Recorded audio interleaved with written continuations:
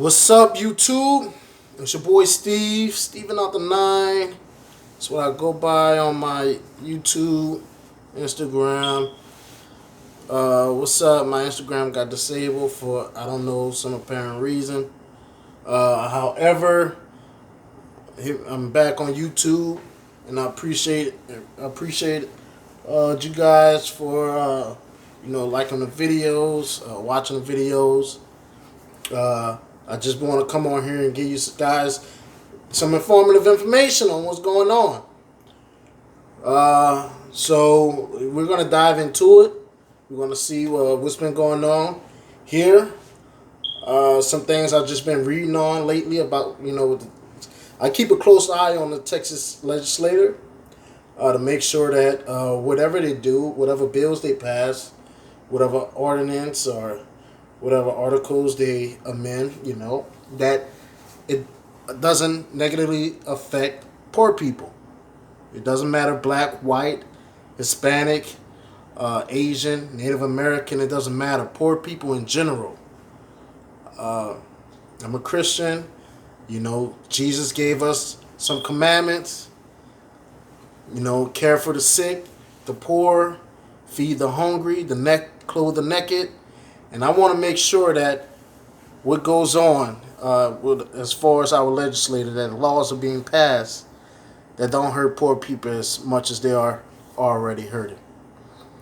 Okay, so the message I want to get into today, I hope I'm loud and clear.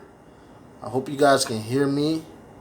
Because I've been having, it just sounds kind of echoey from my last video. Hopefully you guys can hear me loud and clear. So I'll try to talk louder. Hopefully you can hear me. All right, I'm reading right here this article by an author, Peyton Weedman of Tyler, Texas, of CBS 19 in Tyler, Texas. He published an article about the recent bill that was recently passed, House Bill 2048, will go into effect on Sunday, September 1st, 2019, 2 days before my birthday. I cannot wait for that to happen. I'm more excited about the bill than I am my own birthday. Because I am one of these people affected by this bill. Ending of the driver responsibility program clears way for 1.5 million licenses to be restored in Texas. 1.5 million people. 1.5 million people are ineligible of driving because their license are suspended because they cannot pay their fines. Texas has a real problem on its hands. No wonder they're and I'm gonna elaborate on that in a minute. Texas Roadways. I'm gonna go ahead and read this article, and then I'm gonna elaborate on what the article is about, who it affects, and with this with the new adoption, who is that going to affect? Tyler, Texas. Texas roadways will soon become busier as approximately 1.5 million drivers will begin getting their driver's license back.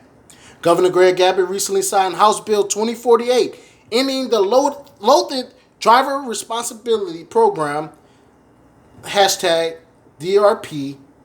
The DRP, which was enacted by the 78 Texas legislature, required Texans who were convicted of certain traffic offenses on or after September 1st, 2003, to pay an annual surcharge on top of criminal penalties and court costs in order to maintain their driver's license. Let me scroll down and continue reading. If you had a DWI, or if you were driving without your license or something like that, you could get the surcharge applied. Said Justin Roberts, attorney with Roberts and Roberts Attorneys at Law. The surcharge, which depended on the type of conviction, plus service fees and the cost of the ticket, that left many in the hole.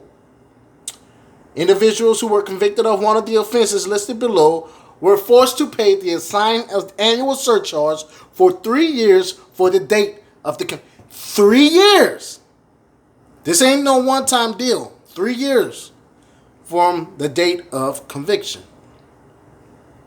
And I'm here. They list the conviction. They list the offenses that will implement this fine. First, driving while intoxicated, DWI, $1,000. Okay, yeah. I was finna to say, okay, it's on there. Okay, $1,000. Keep that in mind. Subsequent DWI, $1,500. Subsequent DWI. DWI with blood alcohol concentration, BAC of 0.16 or more, $2,000. $2,000, people. $2,000 per year for 3 years. All right, let's continue. No insurance. That's where I fall in the category at. Up to $250. No, it's actually $260. I'm going to be specific. It's $260. I've been hit with it 3 times. I am guilty. Driving while license invalid. I've been hit with that also. And I'm going to elaborate more on that, on why I was hit with that in a minute. $250. No driver's license up to $100. Okay? And I'm going to continue reading, and I'm going to come back to that. So you think about it. For some folks, they can't afford that, said Roberts. And so they're in a worse and worse condition. After going to court, those convicted will receive a letter in the mail notifying them of their assigned surcharge payment. The individual would then have 105 days to pay the fee to prevent the suspension of their driver privileges. Those affected were also given the option to pay all 3 years of the surcharge in advance. People need to be able to use their license to drive to work, Roberts said. So some folks would find themselves having a minor traffic offense, and 6 months later, they're out of a job because they couldn't drive. According to data provided by the Texas Department of Public Safety in 2019, this is data, y'all. This is how many people were affected. 634,933 people will automatically have their suspensions lifted when HB 2040 is enacted because they have no other fees or underlying suspensions. 600. That's more than 500,000. There's more. 350,027 people will have their suspensions lifted when HB 2048 is enacted after paying a reinstatement fee. And 398,163 people will be eligible to have their suspensions lifted after they resolved other non-DRP reasons for their license suspensions, such as failure to pay or appear. Those are the people that paid their fine to the state but still failed to maintain their local obligations. Although HB 2040 eliminates the 16-year DRP, 16-year-old DRP, it also increases the initial fines for certain offenses. Now, the legislature thankfully did some smart things when they got rid of this program and increased the penalties for the first-time DWI offenders, Roberts said. This means individuals who are charged with their first DWI offense will pay a larger penalty up front. So no more surcharges. However, your local your local city and counties will have higher DWI offense penalties. Okay, it will go into, okay, so that looks like the end of the article. That is the end of it. Okay, so let me go back right here. $2,000 fine if your blood alcohol was 0.16 or more. Think about that. That's $6,000. If you are a poor person, not only do you have to pay local obligations, you may be hit with you have a misdemeanor, so you may be You may have to go on probation. You may have to do a jail time. And you still have the fine to pay. So you got probation fees. Let's do it. Let's do the math. You have to pay the fine, probation. You got probation costs. Your license is suspended. So you have reinstatement fees. Not only that, you have a $2,000 fee per year for the next 3 years. That is ridiculous. That is insane. That is insane. So when you see these billboards, I see them all the time. DWI will cost you. It will cost you. $6,000 by itself is from the state. I be seeing it says DWIs will cost you $17,000. So if we got $6,000 to go to the state, the other $11,000 is going to your local. Nope, not necessarily. You still have the state prosecutors, court. You have the state prosecutors, state probation officers, and they have to get their fees, court costs. You got to pay that. All sorts of things, not to mention the bail is high for a DWI. So I want to elaborate on what I went through a few years back. Well, maybe many years back. It feels like a long time ago. When I first got my first hit with no insurance, I think I was 19 years old. You know, I just got my own place. You know, I got my own car. You know, however, you know, through being young, I thought I could drive around with no insurance. And matter of fact, what happened was I wasn't actually on the road when I got hit with no insurance. My first no insurance ticket, I was at home. I was in an apartment complex, and I accidentally bumped someone's vehicle. They called the cops. I got a ticket for no insurance. Even though I was just moving the vehicle to another spot, I wasn't actually going anywhere. I didn't want the apartments to think the vehicle was inactive, so I was trying to move it somewhere else. But I ended up bumping somebody's car. Police came out, wrote me a ticket. I remember the ticket was $700 for no insurance in Haltom City. That's what it was at the time. So my license got suspended. I remember that. I had to pay a reinstatement fee. I had to pay $700 to the jailhouse. And I had to pay the surcharge. It was $260 a year for 3 years. I'm still paying, not on that one, but on something else. I'm still paying on it. So we add that up, 700, 260 times 3. We got what? 120. 222 is 6. We got 720 surcharge fee. Then we got 700 Haltom City. So that's 1420. We got reinstatement fee is $120. That's $1540. Where else? So luckily the guy never brought me to court for that, hitting his car. I never had to pay on that. Thank goodness. I don't know what happened. He just didn't decide to bring me to court. Because that would have been more. Thank goodness. So I was hit with that $1,500. And what happened was I didn't know about the surcharge until I actually got pulled over again. And that's how this comes into play. Again, I'm about to elaborate. I was actually pulled over this time for, I think, no light. I didn't have a license plate light. My license plate light had went out, and I was pulled over again, and I was hit with a no insurance. Invalid license, suspended license. I had to pay again. Another surcharge.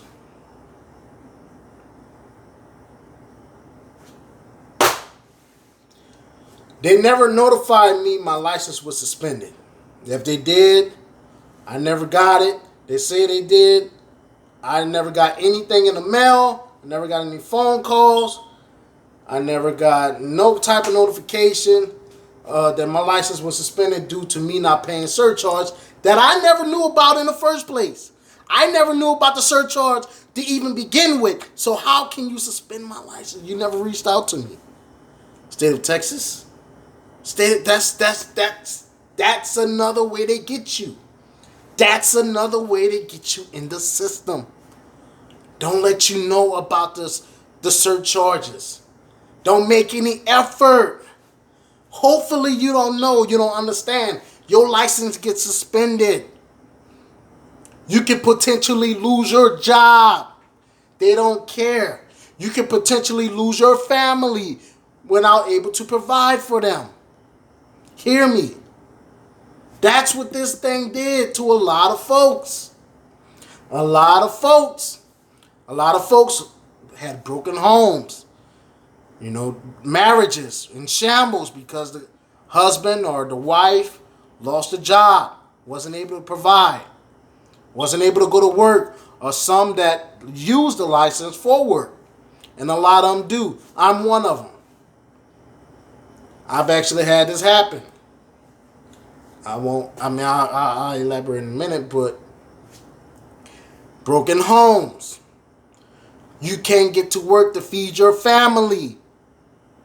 You can't pay your bills. You're homeless. You can't pay your bills. You can't put food on the table. You're hungry. You can't pay your bills, put clothes on their back. Clothless. What does the Bible say? Feed the hungry, clothe the naked. But yet, this is the Texas that allowed this to happen and still say, in God we trust. In God we trust.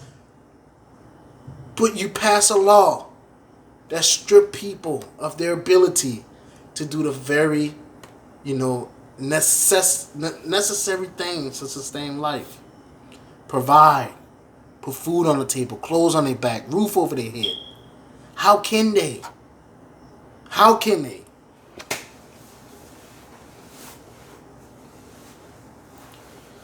Those people need restitution. They need restitution. Whoever enacted that bill, they need to be held accountable. Well, they will be held accountable one day for that. For even passing, for even bringing up something like that to the legislature. I understand they say they need money. You need money for to pay for the trauma centers in the rural areas. I get that. No, that's still not a reason. You're hurting more people to try to help more people, to try to help your people. You're doing the very same thing. Come on.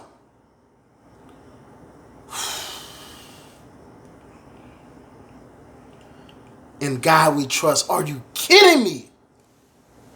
This is not a state that honors those values.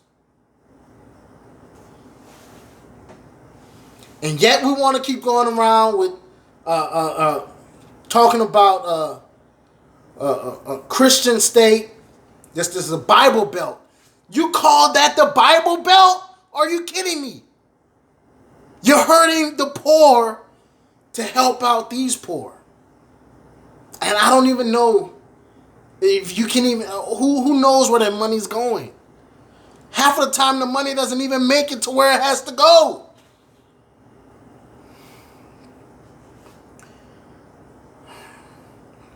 But yet, we got a bill that was just struck down, the marijuana bill that tried to get through Texas legislature, did not pass, did not have enough votes. A bill that will provide $450 million to tax revenue. Tax revenue.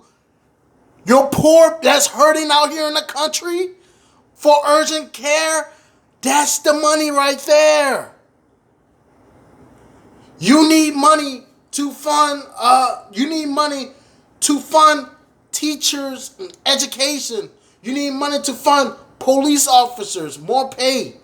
You need money to fund education in urban communities. There's your money right there. $450 million.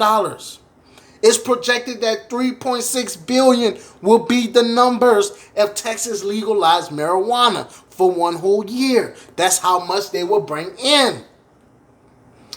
But yet, we don't have the money. We don't have the money. We keep screaming, we don't have the money. We don't have the money. We need to do this. We ain't got the money. No, you don't have the money for you to put in your pockets. That's what it's about. It's not about helping the poor. I would like to see where this money's going from the trauma centers.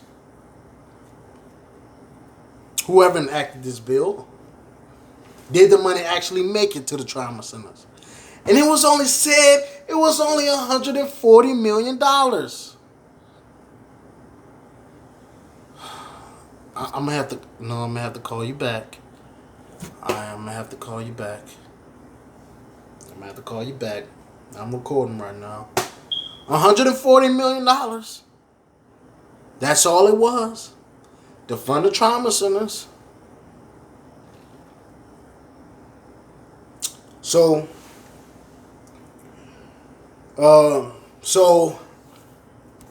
they don't let you know what it's saying and saved when you.